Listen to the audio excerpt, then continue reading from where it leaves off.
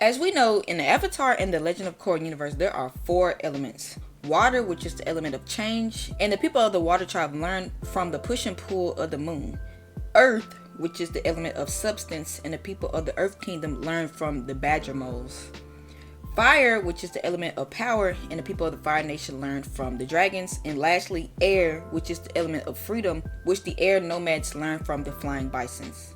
And as you watch Korra and Avatar, we learn more about the elements in the culture as each respective avatar learn to bend each element. For example, when learning to earthbend, you need to be decisive and direct, while with waterbending, you want to be more fluid. Each element has its strengths and weaknesses, which makes them all balanced spiritually. Or are they? Yes! I've seen plenty of talks about which element is the best or which element is the weakest, when in reality they are all equal. The avatar needs to learn all 4 for a reason in order to have balance. Although they are equal, it doesn't mean that the elements don't have opposites. This is why the avatars have to learn each element in order to be able to learn the self-control or discipline to bend the next element. This is why when Aang tried to firebend early, he lost control due to firebending being the spiritual opposite of airbending. Firebenders bend with passion and aggressive instead of passivity and peacefulness of airbenders. The opposites also relate on personality as well. This is why it took Korra a long time to airbend due to needing high spiritual connections and the style of airbending, which is very defensive, while Korra is very straightforward. This is also the same reason why it took Aang so long to master earthbending, because it is a direct opposite from airbending.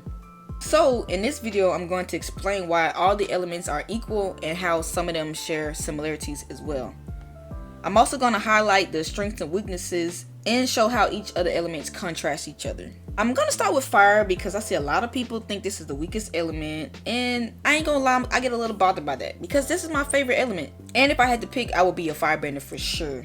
Matter of fact, whenever somebody asks me what type of superpower I would want, I always say fire powers or lightning powers. And what you look at that in this show, firebenders can lightning bend, but let's not get sidetracked. For starters, fire is the element that needs the most discipline. Fire is the element of power, and you know the saying, with great power comes with great responsibility. Firebenders could lose control, and that could basically lead to destructions, and they also have to be fueled by something in order to bend. They need to have some type of drive or motivation, whether that be positive or negative. And if not, they will not be able to bend. For example, when Zuko's fire was weakened when he joined Team Avatar because his drive used to be about catching the Avatar, and he lost that drive, or the drive changed, let's say. Because firebenders draw energy from the sun, they need to have a connection between energy and life. This is why if they don't have a strong connection between fire and their souls, they will lose control with their attacks. Also, the fighting style of a firebender is very aggressive. It's actually the most aggressive out of all the elements, usually performing very quick, intense, and direct attacks to overpower their opponent, which leads firebenders to mainly rely on offense and sacrificing defense. And with this, I'm going to segue into airbending, which is purely defensive and hardly offensive due to their nature. Their fighting style relies on negative gene, which performs evasive maneuvers instead of fighting head on. Airbenders want to use their opponent's energy against them instead of outright attacking. It is also stated that air is the most dynamic element due to flexibility, and also wanted to find the path of least resistance, just like how air flows. Due to airbenders constantly being mobile and deflecting or evading enemy attacks, they also use the air around them to have increased movements, such as running faster, jumping higher, even running on walls for a time being. Although they are capable of great offensive attacks, it is against their pacifist nature. This is why when Zahir was literally taking the wind out of the Earth Kingdom Queen, it was almost unheard of because the air nomads wanted to live a peaceful lifestyle with a strong spiritual connection. The next element is water, and I think this is very similar to air because the members of the water tribe also deal with opponents' energy and momentum against them when they fight. Water is the element of change, so the people of the water tribe will turn offense into defense and defense into offense. And their fighting style resembles the flow of water, which is fluid with graceful movements, relying on the push and pull instead of just outright controlling. Because of this, waterbenders will wait to attack their opponents. It is stated that waterbenders are the most versatile when it comes to fighting due to the conversion of offense to defense and vice versa, and also because they can manipulate water into ice and steam. But even with the versatility, they need to have intense control, just like firebenders, because their powers are from chi, so their emotional state is connected to their abilities. Their bending also connects to the environment, such as the moon. This is almost in contrast to the last element, earth, which is the element of substance.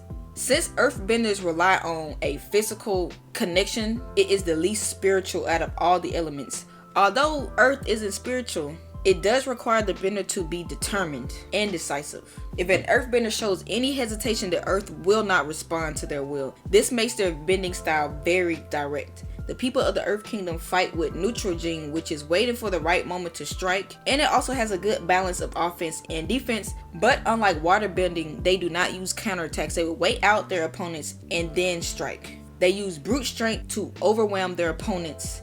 Now that we have discussed the background of each element, let's talk about how they are similar, contrast, or relate with each other directly. One example is earth and air.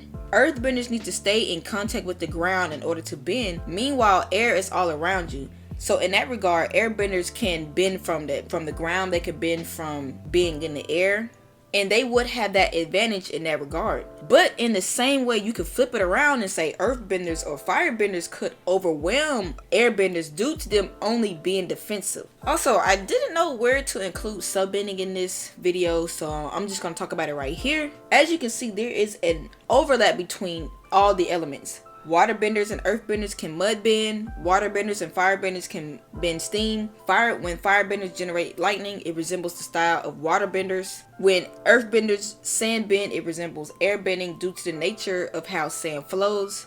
Airbending and waterbending can cloud bend. And the last one I want to touch on is lava bending. I know it is a subbending of earth, but it has to be related to firebending in some way. In order for sun to generate lava, this isn't like waterbenders, how they can freeze water or make water into steam, because the temperature changes aren't that drastic from each other. And on like a scientific scale, it doesn't require that much energy to do so. But in order to melt rocks, that needs to be very hot, and only a firebender can control heat.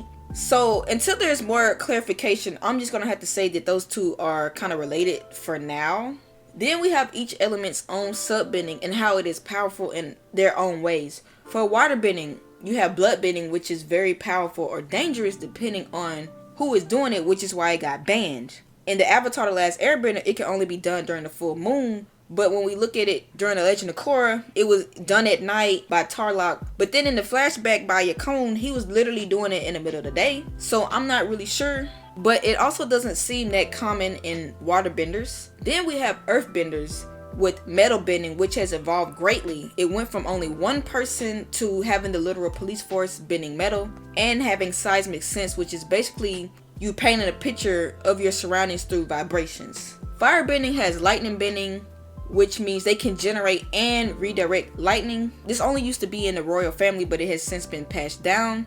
And they also have combustion, which, as Sokka put it, is bending with your mind. But in order for a firebender to lava bend or to combustion bend, it is required to have inner peace or precise control of chi.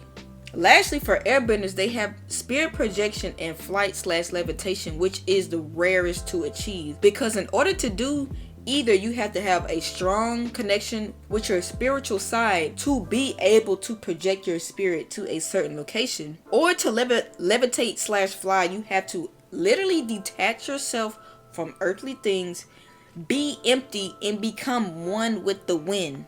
And only 2 people in the entire universe was able to achieve that. But as you can see, there are still drawbacks that keep each element in check. Each element is strong in their own nature. There is no stronger or weaker element because they are all balanced. Any element can beat any element. It only depends on the circumstance. We have to mention the fact that the sun and moon gives buffs to firebenders or waterbenders. So depending on the time of day or the time of night, they could become more powerful. You also have to mention the fact that how earthbenders and waterbenders need to have the element nearby. they cannot produce their own elements like how air and fire are. So if there is no earth nearby, or if there's no water nearby, they won't be able to defend themselves. So it's not necessarily about which one is stronger when they're all equal, because they all have their own strengths and they all have their own setbacks, which makes it depend on the situation and the skill of the user. Airbenders and firebenders also have increased movement and mobility. They can use their element to propel themselves. They can fly at times or run against the walls at times. And airbenders can also have increased speed and height when they jump. And lastly, just to end off this video, I just want to go over every element's best move, in my opinion, or one of my favorite moves that they do. So for like waterbending is whenever they surf on the water and it leaves like that trail of ice. Just looks cool.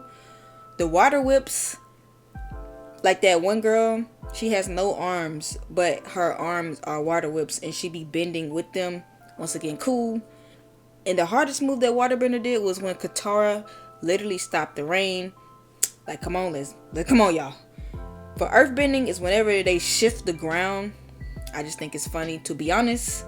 Or whenever they wear a suit or armor made out of earth or metal, like when Toph literally made the door her armor.